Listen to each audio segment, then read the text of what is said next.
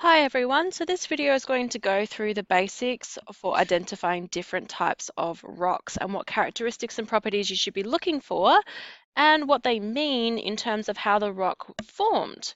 We're going to start with igneous rocks, which are rocks that are formed under the earth and can either solidify there or they can be erupted through volcanic action. So some of the characteristics to look for when identifying igneous rocks include, can you see individual crystals? Are the crystals interlocking? What are the size of the crystals? Because that will tell you about the place of formation, whether it's intrusive or extrusive, because crystals require time to grow and they also require heat as well. So if crystals are large, that means they've had plenty of time to grow, which means they must have formed under the earth rather than, under the crust rather than on the crust. So intrusive versus extrusive. If you cannot see any crystals, is the rock really hard? Because that will tell you whether the rock is either sedimentary or igneous and metamorphic. So to understand why crystals are interlocking, I've got a little video to show you.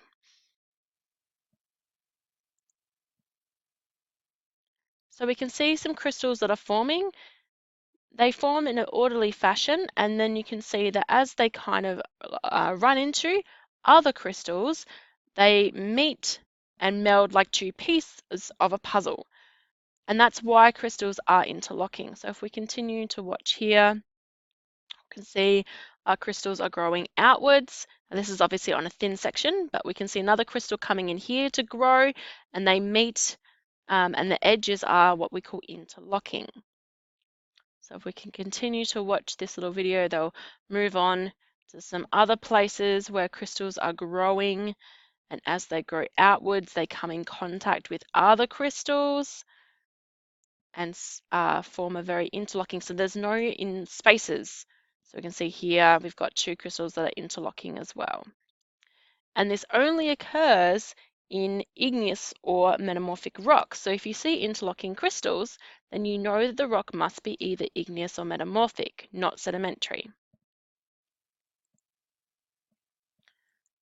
So then we can look at, well, based on the observations that we make, what does this mean in terms of how the rock formed? So if we can't see any individual crystals on the rock, this means that the rock cooled very quickly because the crystals haven't had time to grow. So if we're thinking about intrusive versus extrusive, then the rock must have formed in an extrusive environment, which means on the surface of the earth, because there are no crystals present. If you can see individual crystals, that means that the rock must have cooled slowly, which means it formed intrusively. Now, one of the other properties that you may see in some igneous rocks is the presence of holes. Now, sometimes you may see holes in sedimentary rocks, but again, the rock will be softer in comparison to igneous rocks that are really hard. So if you find a rock that is really hard, you can't scratch it with, say, something stainless steel or even quartz, it's very hard, then you can, with confidence, say that it is an igneous rock. Now, the holes that are in the rock used to have bubbles in them, and that tells you about where the rock formed inside the earth in comparison to on top of the crust. So if there's the presence of air, well, air doesn't occur underneath the surface of the earth, so the rock must have formed on the surface. That also tells you us a little bit something about the nature of which the rock was formed on the surface. If it was relatively peaceful, then there may not be that many bubbles, but if there's lots of bubbles and the bubbles are really big, that might tell you that maybe there was a lot of explosivity involved as well. So if we have a look at your granite sample in your rock identification kit, I would like you to answer the following questions in your Google Doc, which is in Google Classroom. So can you see crystals? If yes, are they interlocking or are they glued together? That tells us whether it's igneous or sedimentary? What size are the crystals? Use a ruler for this. What colors are the crystals?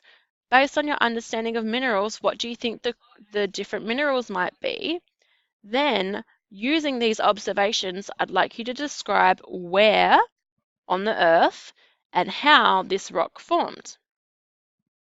Moving on to the next sample, which is basalt. Again, can you see crystals? What other observations can you make? What color is the rock? And describe where and how this rock formed based on your observations that you've made up here. Use the Google Doc in Google Classroom to answer these questions. So we actually can see basalt forming right now on the surface of the Earth, which is the rock that you just had a look at. So this is in Hawaii, and this is really low viscosity basalt. It almost looks like honey. It's actually called pahoehoe, and you can see it has this really runny texture. When it cools, it has what looks like a ropey texture, and that's actually a texture that is for this type of basalt. If this was a little bit more explosive, then it may actually have some holes in it, but we can see at the moment that this is a very peaceful eruption, and there would not be a lot of holes in the basalt that's currently forming at the moment. Moving on to sedimentary rocks, there are different characteristics that we look for. Can you see any grains? If you can see grains, are they individual grains that look like they've been glued together in comparison to interlocking grains? Is the rock itself made of organic material? This tells us about where the rock may have formed. If the rock fizzes with hydrochloric acid, this could actually tell us what's present in the rock in terms of minerals. Calcium carbonate, which is a mineral, calcite, is present in seashells. And if you put hydrochloric acid on it, it will actually fizz or effervesce quite violently, and that tells us about the organic material. A last characteristic, if you cannot see any crystals, is the rock relatively soft? Sedimentary rocks, in comparison to metamorphic and igneous, are soft. So you might be able to scratch the rock with stainless steel, potentially even a nail. So it is relatively softer than igneous or metamorphic rocks. Now, depositional environment is one way that we can look at how that determines. So grain size is a really big indicator of the, I guess, energy in the environment. So if we have watched this video, what you'll see is that as it settles, we have settling out of different sized particles. We have the really coarse grained sand and gravel down the bottom. And then as it starts to settle, the sand drops out, then the clay eventually starts to settle, compresses on itself to form another layer.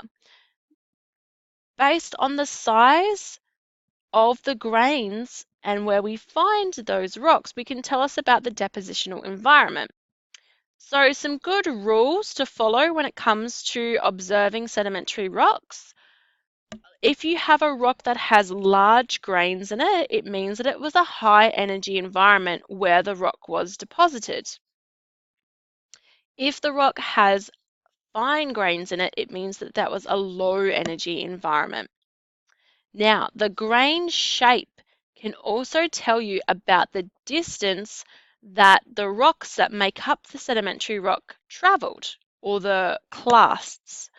So if you have sharp grains in a sedimentary rock, that tells you that those grains have not traveled very far from the source rock, which is where the grains were weathered and eroded from. Whereas if you have a rock that has rounded grains, that tells you that the source rock has, well, the grains have traveled a long distance away from the source rock. And I've kind of already talked about this, but what the rock is made of does tell you about where it's formed.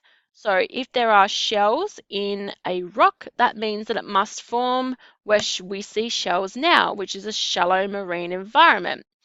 If you see fossils in rocks, that can also tell you what kind of marine environment. You see tropical leaves in a sedimentary rock. That tells you that that environment at one point was tropical. And if you go down to Antarctica, for example, there are actually fossils of tropical rainforest down there. There are actually fossils of tropical rainforest here in Australia as well. And that tells us a little bit about the history or the paleoclimatology of different regions. So if you have a look at your sandstone sample in your rock identification kit, I'd like you to fill out these questions in your Google Doc. Can you see any grains? Do you think that the grains are either interlocking or glued together? What size are the grains? Again, using a ruler. What minerals do you think the rock is made of? And why do you think this? Remember back to some of your testing properties that you used for minerals from last week. And then based on the above observations, what can you tell me about where and how this rock formed? So sandstone can form in several places. One of them is a beach. The other place is a desert. So anywhere that sand size grains, which are usually about less than 1 millimeter in size, accumulate and deposit, and then if they're buried, cemented together and form a sandstone. So that can occur in either a beach or a desert. So if you've got sand dunes, for example, that could maybe in 500 to a million years' time actually turn into sandstone. Our next sample is a conglomerate. So again, I would like you to answer these questions in your Google Doc. Can you see grains? Again, are they interlocking or glued together? What size are they? What is the shape of the grains that you see? What do you think the rock is made of? And based on those observations, what can you tell me about how a conglomerate forms and the processes that it may have been through? Thinking again about the shape of the grains as well, because that's really indicative, as we just discussed before, about some of the key features like shape and size. Conglomerates currently form where a high energy environment deposits into a low energy environment. Places like where the Amazon River meets the ocean is a perfect example of where a conglomerate currently forms, because you have the Amazon, which is a very high energy environment, and then you've got shallow marine environment. There's not enough energy in this environment here, so it dumps, deposits, and then eventually is buried, solidifies, and forms a conglomerate. Your next sample is a limestone. So what do you observe? What is the color? What do you think the rock is made of? And what can you tell me about where you think this limestone may have formed and how? What journey has the things that make up the limestone perhaps been on? Limestones currently form in shallow marine environments, and that's because the first 80 meters of the ocean is where most organisms live. Given that limestone is mostly made of calcium carbonate that comes from coral, but it can also be shells as well.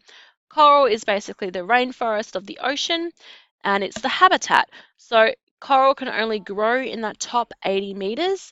Therefore, most of the organisms, including shells, crustaceans, anything that has a shell, will also live in that environment as well. So we can say quite confidently that limestones form in shallow marine environments.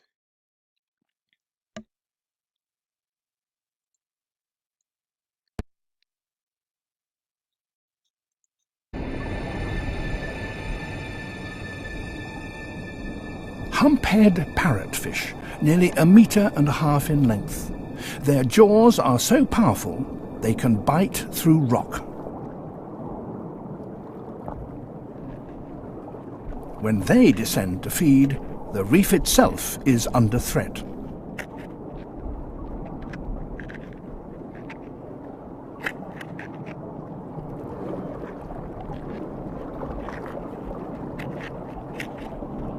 They are indiscriminate feeders, taking both rock and coral alike in their quest for algae.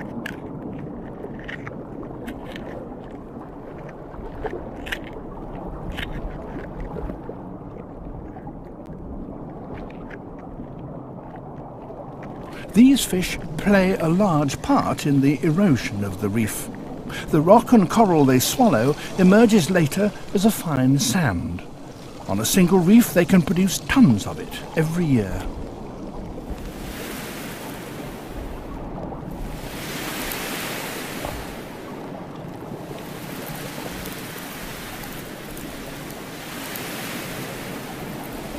This soft sand forms the tropical beaches that we find so alluring.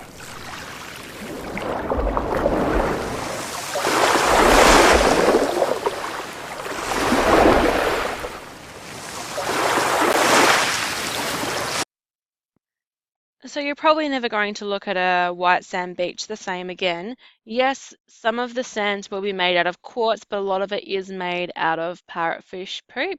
So particularly up towards Cairns, where the Great Barrier Reef is, not so much in South Australia because we don't really have warm water corals like Queensland does. So our sand is mainly quartz, whereas as soon as you go up towards the north, where there's a lot of, the Great Barrier Reef, which is the largest coral reef in the world. There is a lot of sand that is made out of coral that has been eaten and digested and pooped out by parrotfish. All right, so the last type of rock that we're having a look at is metamorphic rocks. So some of the characteristics that you look for when identifying metamorphic rocks, again, can you see any crystals? If you can, are they interlocking or glued together? Are the crystals all aligned in one direction? So this is this concept called, or characteristic called foliation, where minerals, when they are exerted, a pressure is exerted against them, they will foliate or line up in the plane of least resistance. And because all the minerals align in the same direction, they form what's called a foliation.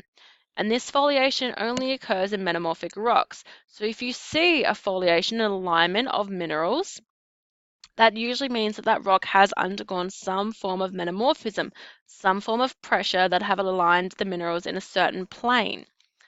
However, sometimes you can't see the crystals. So is the rock crystalline? Is it sparkly? Does it look like it's all formed from the same mineral? Because that will actually tell us a difference between whether the rock is metamorphic or igneous. So looking at metamorphic grade, some common rules to follow when identifying metamorphic rocks is with an increase in temperature and pressure, there will be an increase in crystal size and foliation. So what this means is, again, crystals require time to grow. They also require heat as well. So with an increase in metamorphic grade, you get an increase in pressure and temperature. So if you see a metamorphic rock that has visible crystals, that means that it must have been exerted to at least a medium grade metamorphism, if not high grade metamorphism, depending on the size of the crystals. And a foliation will also go from being slight to obvious because there will be more pressure exerted on those minerals and the foliation will be more obvious. The crystal size can also make it more obvious as well. Now, there are two types of metamorphism. There is regional metamorphism, which involves pressure and temperature, whereas there is the other type of metamorphism, which is contact, that only really involves temperature, and that's a recrystallization. So you'll have a rock that is recrystallized into something else due to temperature. So quickly, a protolith is a rock. The rock that was it was before it turned into a metamorphic rock. So the original rock is called a protolith. So if you've got a shale, that is a sedimentary rock that will form into a slate if pressure is applied, as well as a little bit of heat. So what does this actually mean for metamorphic rocks? Crystal size tells you the grade of metamorphism. If you have large crystals, that means you have high temperature. If you have small crystals, that means low temperature. If you have a foliation that tells you about how much pressure was involved, slight foliation means low pressure environment, whereas a strong foliation means high pressure. And that then tells you about the tectonic setting, uh, and that is where it formed. So if it has large crystals but no foliation, it's contact metamorphism and it would have formed close to a heat source. So that could be an igneous intrusion, for example. Large crystals and a noticeable foliation tells you that the rock probably formed deep in the middle of a mountain range. So right now we have high-grade metamorphic rocks forming in the Himalayas, which is a current mountain that is being formed through the process called orogenesis.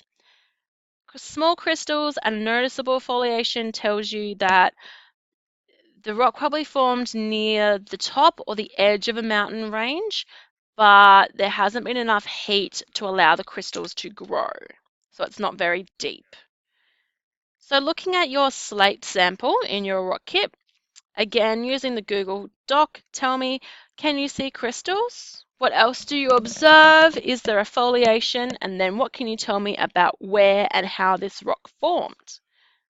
Moving on to schist, again, can you see crystals? Are they interlocking or glued together? What size are the crystals? Is there a foliation? What color are the crystals?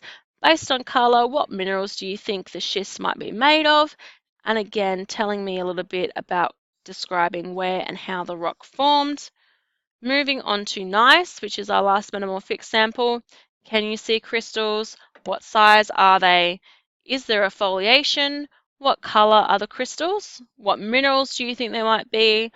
And can you describe where and how this rock formed?